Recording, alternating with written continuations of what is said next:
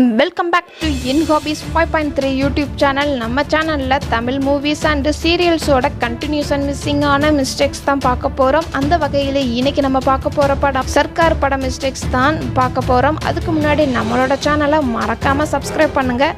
அதுக்கு பக்கத்தில் இருக்கிற பெல் ஐக்கானையும் கிளிக் பண்ணுங்கள்.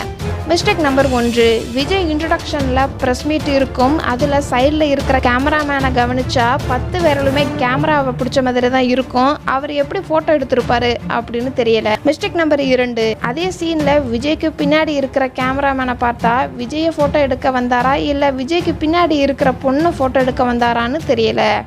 மிஸ்டேக் நம்பர் 3, விஜய் லைவாக ட்விட்டர் பேஜில் பேசுகிற மாதிரி காமிச்சிருப்பாங்க. அந்த வீடியோக்கு கீழே லைக் பட்டன் கவுண்ட் போய்கிட்டே இருக்கிற மாதிரி காமிச்சிருப்பாங்க.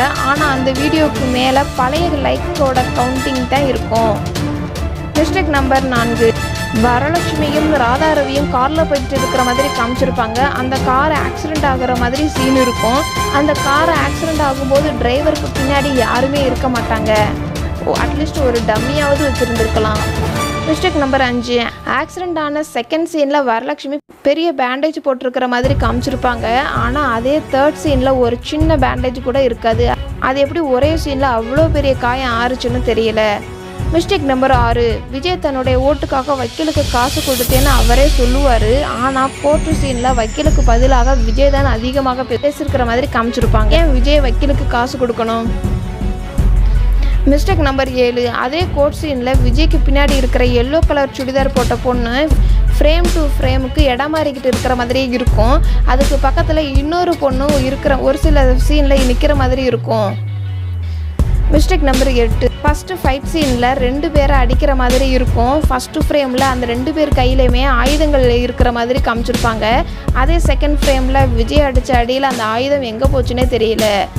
மிஸ்டேக் நம்பர் 9, விஜய் இன்ட்ரோ சீனில் விஜய் எந்த கம்பெனி வாங்க போகிறாருன்னு பரபரப்பாகவே இருக்கிற மாதிரி இருக்கும்.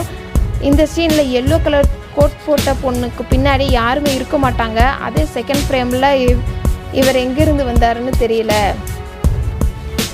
Mistake number 10, Vijay car number plate பார்த்தா விஜேன்னு இருக்கும். அதை விஜயை குறிக்கிற மாதிரியும் சீஃப் மினிஸ்டரோடைய காரில் சிஎம்னு இருக்கும். அதை சீஃப் மினிஸ்டர் குறிக்கிற மாதிரியும் இருக்கும். இந்த மாதிரி சின்ன சின்ன அப்டேட்ஸ், சின்ன சின்ன மிஸ்டேக்ஸான வீடியோஸ் பார்க்கணும் அப்படின்னா நம்மளோட சேனலை மறக்காமல் சப்ஸ்கிரைப் பண்ணுங்கள். அதுக்கு பக்கத்தில் இருக்கிற பெல் ஐக்கானையும் கிளிக் பண்ணுங்கள்.